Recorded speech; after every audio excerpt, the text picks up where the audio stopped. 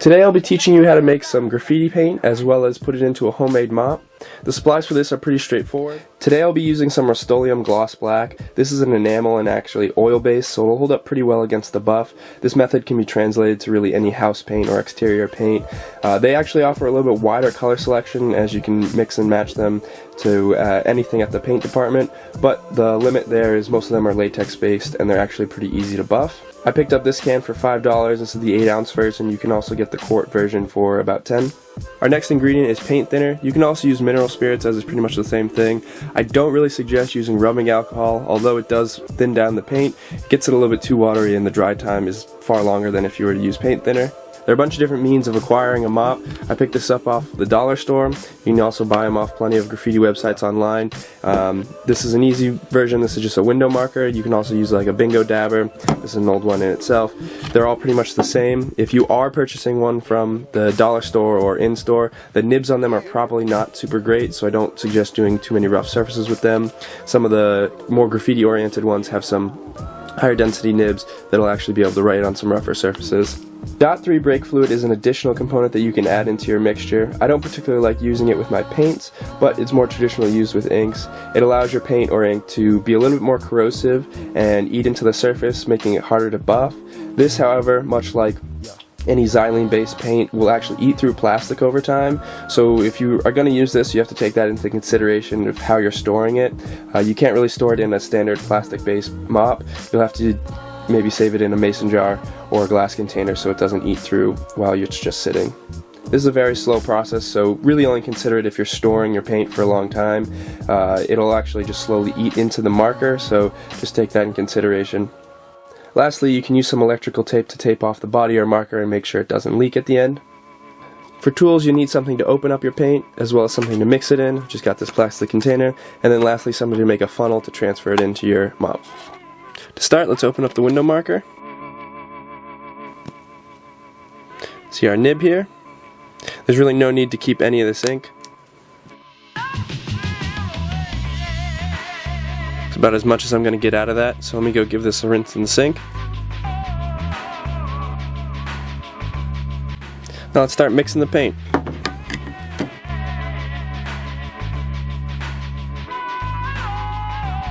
Got a nice deposit in there. You can see that it's already pretty thin to start, but I'm going to reduce it a little bit more to make sure we get some nice strips out of it. The amount of paint thinner you use in your ink is totally up to you. I'm going to do a pretty drippy tag here, so I'm going to have a fair amount in mind. If you're using house paint, you're going to have to use a lot more paint thinner as it's a lot thicker of a base. Oil bases are a little bit thinner, so I'm not going to need to use as much total. I'm going to give this a nice mix, and you can always add more paint in if you find it's a little bit too thin. Mine's definitely a little bit too thin, so I'm going to add some more paint in.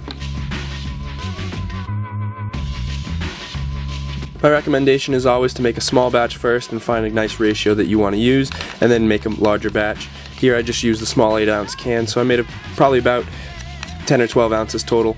We've got our empty mop. We're going to make a little funnel out of a sticker. Pinch it into a little cone down at the end. Have it stick onto itself. Sticky side should be out, and then you can just stick it into the mouth of the marker.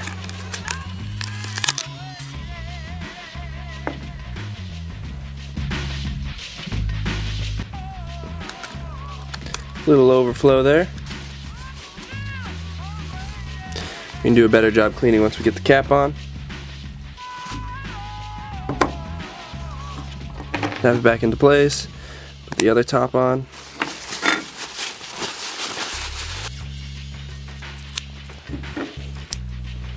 I like to start at the bottom.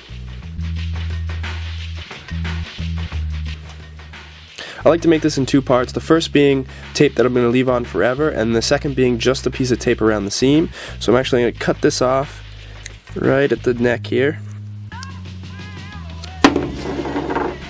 Finish that piece, and then this piece is going to be one that I'm going to take off if I ever need to refill. It's just intended so that this seam here doesn't leak at all when I'm using it.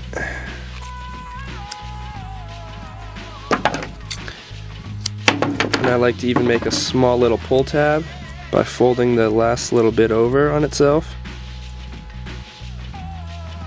so that it's easy to find that. That doesn't make a big difference.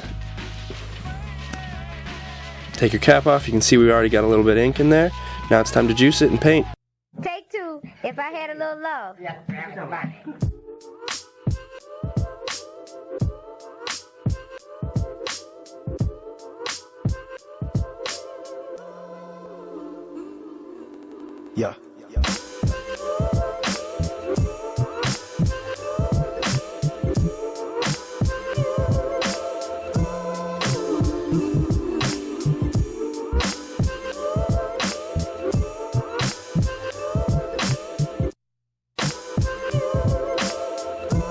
Flip the paper and fill up the traditional mop you might find online.